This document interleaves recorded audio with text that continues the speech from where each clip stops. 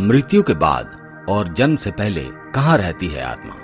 मित्रों, जैसा कि हम सभी जानते हैं कि हमारा शरीर नश्वर है और एक निर्जीव शरीर में आत्मा का वास सिर्फ कुछ समय के लिए ही होता है, जो जीवन चक्र के चलते एक शरीर से दूसरे शरीर में स्थानांतरित होती रहती है। लेकिन मित्रों, यहाँ प्रश्न ये उठता है कि एक शरीर को त्यागने के बाद और नए शरीर को धारण करने के बीच वो आत्मा कहाँ रहती है? ये प्रश्न है जिसका उत्तर ज्यादातर मनुष्य को नहीं पता। और अगर आप भी ऐसे ही लोगों में से हैं तो आज इस वीडियो को अंत तक जरूर देखिएगा। हमारे सनातन धर्म से जुड़े गरुड़ा पुराण में मनुष्य के जीवन मरण से कुछ जुड़े लगभग सभी रहस्यों को उजागर किया गया है। इन्हीं में से एक है आत्मा के शरीर त्यागने के बाद की यात्रा। इसका वर्णन यहाँ मिलता है। उससे पहले मैं आपसे एक विनम्र निवेदन करता हूँ कि अगर आप वाकई में भगवान श्री कृष्णा को अपने दिल से मानते हैं तो इस वीडियो को लाइक कर दीजिएगा, चैनल को सब्सक्राइब कर लीजिएगा एवं कमेंट बॉक्स में लिखिएगा जय श्री कृष्णा।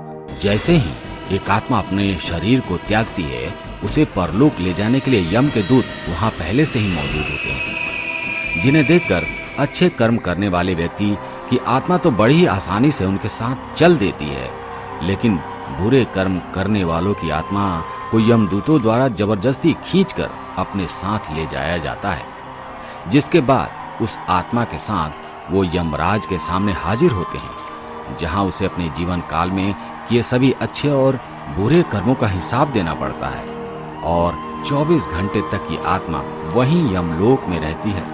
तत्पश्चात यमदूत उस आत्मा को फिर से उसी स्थान पर लेकर आते हैं जहां उसने शरीर को त्यागा था, जिसके बाद यहाँ पर वो आत्मा 13 दिनों तक रहती है और 13 दिनों के पश्चात अंतिम संस्कार से जुड़ी सभी विधियां समाप्त होने पर यमदूत पुनः उसे लेने आते हैं और उसे अपने साथ यमलोक की यात्रा पर लेकर जाते हैं। तो मित्रों, अब शुरू होती है एक आत्मा की असली परीक्षा, जहां यमलोक के मार्ग पर बुरी आत्मा को भयानक नगरी के दर्शन कराए जाते हैं।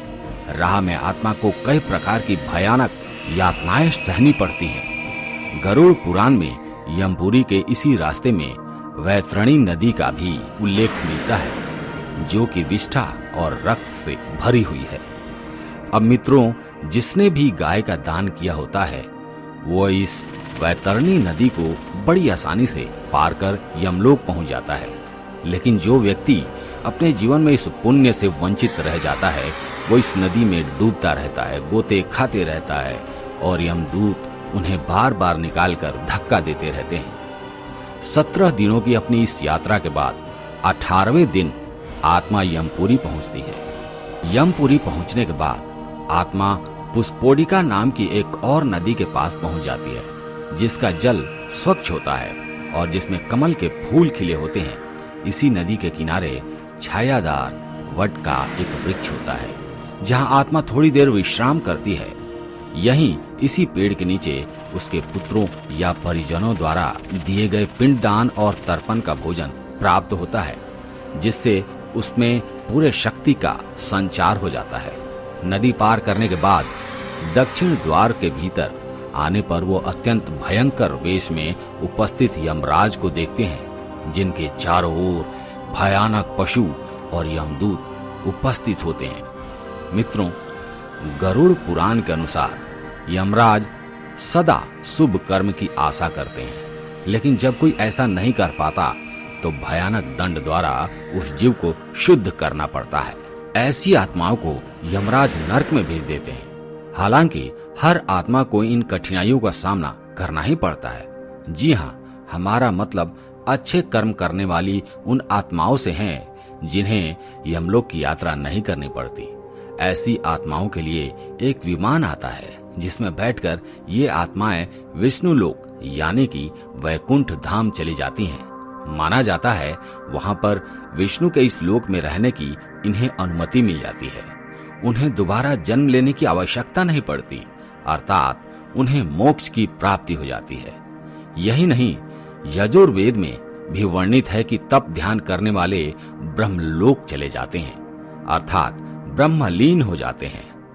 वहीं राक्षसी कर्म करने वाले प्रेत योनि में अनंत काल तक भटकते रहते हैं और कुछ पुनः इस धरती पर जन्म लेते हैं। जन्म लेने वालों में जरूरी नहीं कि वो मनुष्य योनि में ही जन्म लें। जन्म लेने से पहले ये सभी पितृलोक में रहते हैं, जहां उनका न्याय होता है, अर्थात कर्मों के आधार पर ही नरक या स्वर्ग या फिर दूसरी योनियां मिलती हैं। साथ ही यही वह स्थान है जहां उस आत्मा को दूसरे शरीर को धारण करने का समय तय किया जाता है।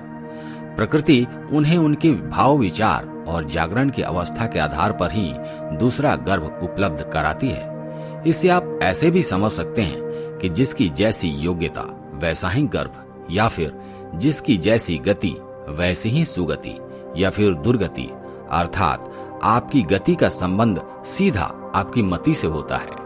अर्थात जिसकी सुमति का आप इस्तेमाल करेंगे वो आपको उतने ही सुगति के रास्ते पर लेकर जाएगी, क्योंकि प्रकृति के नियम के अनुसार आपका दूसरा जन्म तब तक नहीं होता जब तक कि आप पूर्णतः बेहोश और स्मृतिहीन न हो जाएं, क्योंकि स्मृतिमान व्यक्ति भूत प्रेत या फिर पितृ योनि में रह जाता है और जो जागृत होते हैं वो कुछ काल तक अच्छे गर्भ की तलाश का इंतजार करते हैं और फिर अपनी आवश्यकता के अनुसार दूसरा गर्भ धारण करते हैं। तो मित्रों, आज के इस प्रस्तुति में बस इतना ही।